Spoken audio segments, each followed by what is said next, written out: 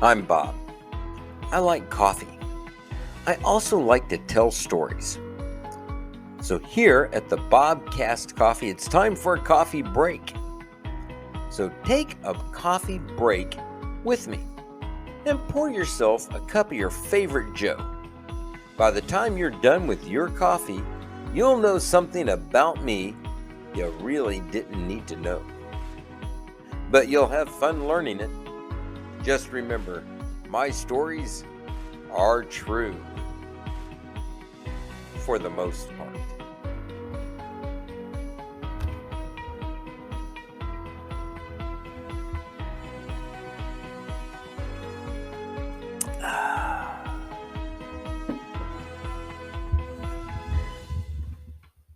This episode was brought to you by JM Insurance. JM Insurance. Do you have business, personal, or life insurance yet? Contact JM Insurance Agency to understand the benefits of insuring against the unforeseen circumstances of life. We have over 40 years of experience in the business and will guide with the best probable choice for your situation. Call us for more information at 405-353-0140 or visit our website at jminsurance.agency. And today, I've got my buddy Dave here. And we are drinking coffee. I've got my University of Scouting coffee. Dave is drinking out of an Oklahoma mug. You've seen them both before. That works good. It's good coffee. Good coffee. So the concept today is what has impacted Dave the most about our relationship since we've met? That we haven't gone straight to prison. That is a good point. So there have been a couple of times that it could have gone that way. I actually had this thought on the drive over here, Bob. Uh-oh. And that one of the things that I like best is that when we have an idea, or I have an idea, I bring it to you. You immediately bring out a piece of paper and you draw it. And all of a sudden it's captured. And then we take time to appreciate it, reflect on it, and then we take the action and then we build it. And that is something that will stick with me. It'll make me laugh years from now. I can't believe we built that, I'll say. So things that I remember, right? The rocket and the launching pad for Classic. wood badge. It's a classic. The fire potbelly stove for camping. That's another Boy Scout. Mm-hmm. We've built some crazy things. Mm-hmm. So, you know what we did not draw a plan for? What's that? The original electric fire pit. Oh, we just... You just brought this, what is a Halloween ball. By the way... Dave and I met because of scouting. We've grown. We've, I would like to say matured, but that would be a lie. But it was all based out of scouting to begin with. And we're stuck with each other now. I think you were like a Cub Master and I was a unit commissioner maybe? Or... No, I was just the dad. I was in the Cubs with Joshua. He was last year about to bridge. You came in, did an FOS speech. Mm-hmm. And... you were generous, if I remember, I thought. No, that was Linda. I'm a cheap-ass bastard. Noted. One thing that Linda and I have always done, and that is support scouts. Because we have 4 boys that went through scouting. So that was a connection that you and I had. And then it was Dave that sucked me into the commissioners. And well, the timing of it was important. In the scouting world, recharter begins, in October and goes through January, February. That's where everybody signs on the dotted line and holds up their hand and says, I promise to do this again. again, For a year. Anyhow, I got the job as district commissioner in December, and I immediately called Bob because I didn't, misery loves company. I needed help because I literally had 2 weeks to register, I don't know how many units in the district, and somehow we pulled it off. And we're still friends today. And the strange thing is my job at the mini storage made me a perfect candidate, because where all of our commissioners could not get out fast enough to places, everybody could come to Bob. So if you had paperwork that needed signed by a commissioner, right, you didn't have to wait a week or 2 weeks for a commissioner to make it to a meeting. They would just drive over any time of the day, sometimes night, and say, here's the paperwork, and then I'd just sign it on the back of their car, and they'd drive off. And I did a lot of that. So one of my favorite memories, if you will, of that location is whenever I came to visit, you were busy doing something. Your son Josh was sitting there, and I'd ask him, where you at on your Eagle project? And then he'd tell me. And then just somehow through asking those questions... well, that got him through a lot of those final badges and stuff like that. The story I was aiming for before we rabbit hole backward, because I'm good at that. Great at it. And it's all about being a commissioner. The first commissioner camp out. Commissioners don't actually camp out. We hang out. They hang out. But it was at Dripping Springs, and we were under a major fire ban. So a lot of this was not just a small camp out. This was a district camp out. So there was troops and cub packs all over the place. That's right. And there was going to be competitions, and the scouts were going to teach the cubs a bunch of stuff, and things like fire building and the campfire cooking and stuff like that got canceled the day of the event because we couldn't build fires. So the two things that happened: one, we're driving out there in your truck, and we pull over at a Walmart, and you bought them out of duct tape. Right?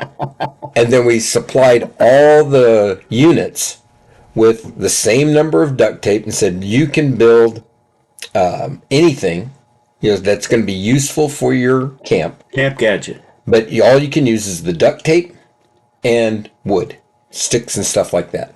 And that was it. And so that took place of a lot of the other competition stuff that would have been there. So the first night, it's cold. Temperature drops. It's a little cool, and everybody's got no fires, except for the commissioners. Now, our son, at that time, my son had just bridged over into 300, and the commissioners are camped here, and 300 is right next door, but there's probably 30, 40 feet between the two camps. We zoned ours. We roped it off. We did all the proper. Designed as a model campsite. So it had everything that the scout would need in a roped off area. Including a fire. So David bought this...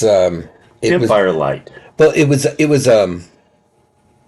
I thought it was like a Halloween globe. A Halloween with paper frames, lights. Yeah, a little fan. Little fan and little cloth. And you're wondering, well, how do you plug that in? And we don't. Is there a bush outlet? No. I had a motorcycle battery and an inverter. And I think we had a brand new phone that had sound effects, and I found a campfire noise. Yeah. It actually had the fire crackling and crickets in the background. It was very fun. Did we have the wolves howling in that one? Not in that one, or not that I remember. But we went out and gathered a bunch of twigs and built the classic teepee fire. And we put that bowl in the middle and camouflaged the wires. And we had a water bucket, because you're supposed to have a sand or water bucket with your fire. And that's where the battery was.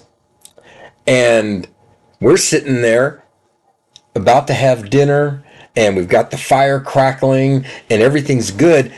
And we're both sitting there and just kind of look over to 300, and all these boys are just standing there staring at us. And I'm going, well, that's kind of funny. And then the next thing I know, the scoutmaster. At a fast pace. Yeah. Towards us. Now, Chuck. Chuck is a fabulous guy. But understand, one of my favorite scoutmasters. He is very protective of his boys, which is and one of the reasons we chose to put Joshua in that unit. And here he comes. Do you remember the very first thing he said to us? It could have been perceived as rude. I don't remember specifically, but I know he was mad. It was mad and it was rude, but it was proper terminology. He stopped right outside of our little fenced area and said, "Permission to come into the camp." Yeah. Yeah. So I think he did most of his talking to you. Well, sure, because I was perceived to be the most adult-like person in the area.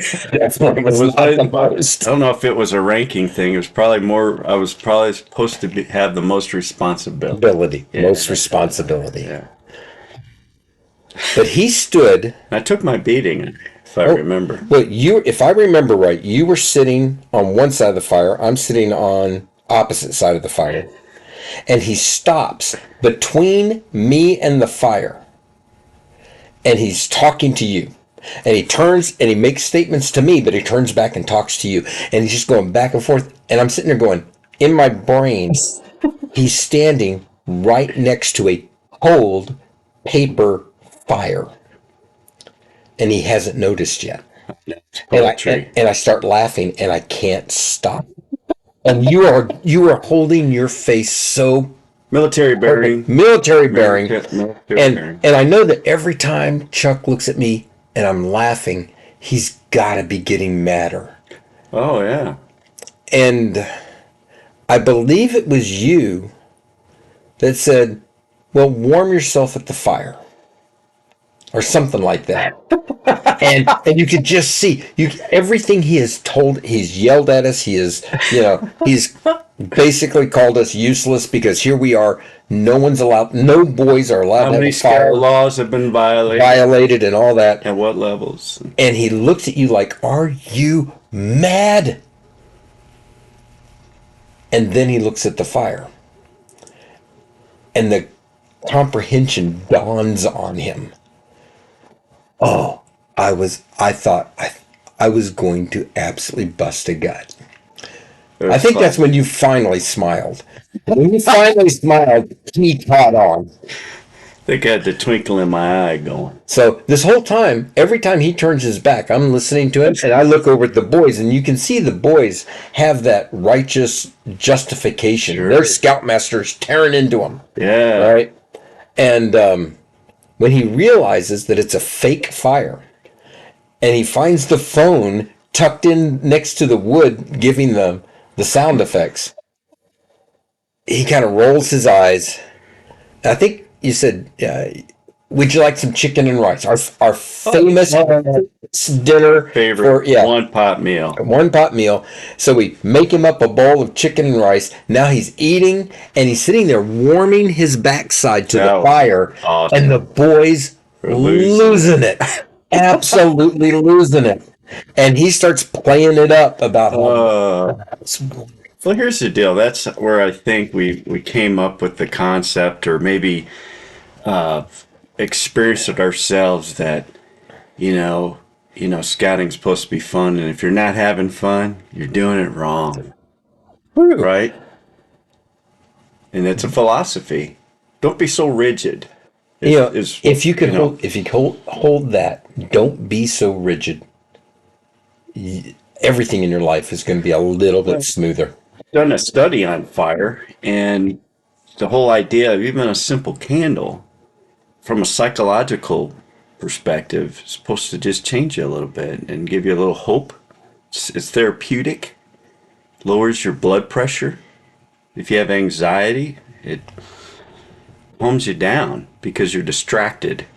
And so That's why they tell you if you're in a lost situation, start that fire. What it does is it distracts you from your troubles. It gives you comfort. It It's gives you warmth. warmth, and we didn't have the warmth on that one, but we had the psychological effect. And what did it do? It brings friends together. It does. And I believe we won Chuck over because he's been a good friend ever since. Yeah, we're friends on LinkedIn, and So before we turn this story, do you remember some of the things that were made that camp out with the duct tape? Because we had to go around and judge different things that had been made. seemed like a camp chair was one. Yeah. Out of duct tape and sticks. A little camp table, if you will. For whatever reason, a trebuchet comes to mind.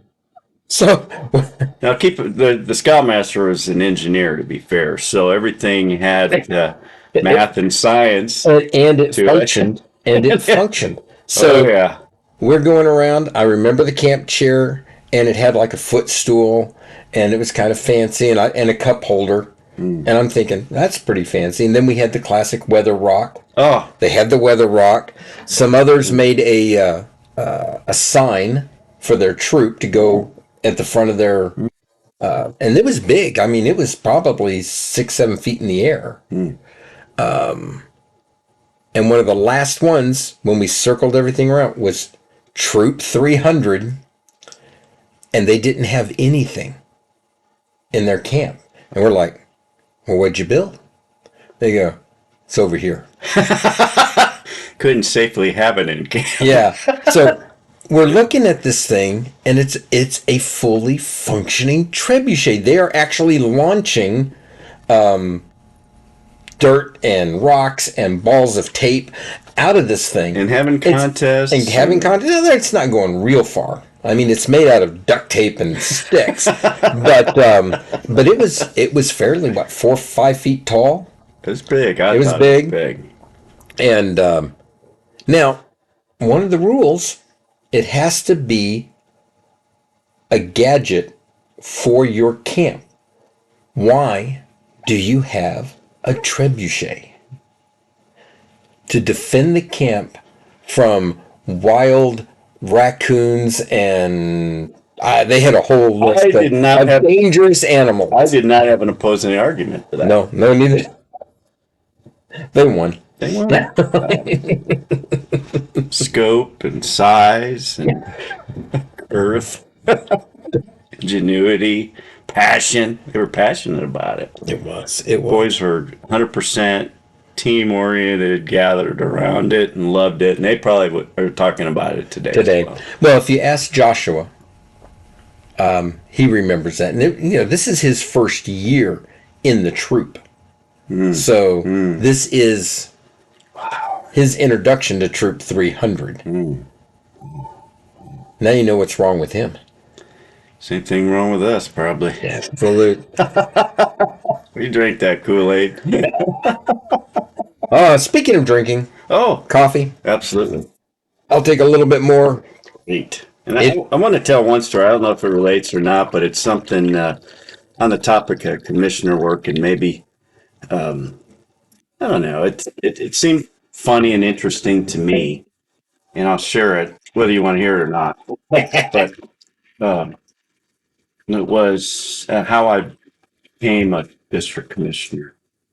In those days, they asked you out for coffee, and there wasn't just one. There was 2 or 3 of them there. And so it was so serious, it's like you didn't really have an out because they could have took you in a fair fight and you had to say yes. In my mind, that's how I looked at it. But it was an honor, a lot of responsibility. And then as soon as they say yes, they give you this big cardboard box that has these 4-inch binders. There's like 3 of them. Here you go. This everything you need is right here. Thank you very much. So, and I don't know if it's my military training or just, I don't know what, but I looked at it and I went through it all and I narrowed it down to really, of those 3 binders, I only need about 1 inch of what's in there. And then I thought, that's still a lot.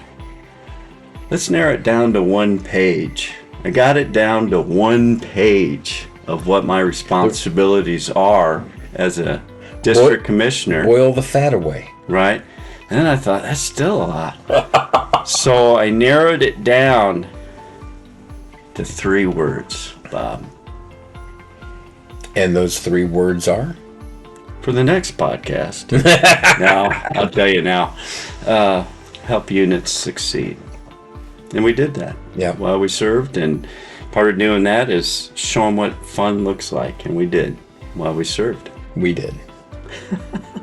There are other fun stories of other campouts we will do in the future. But for now, drink your coffee, go do good.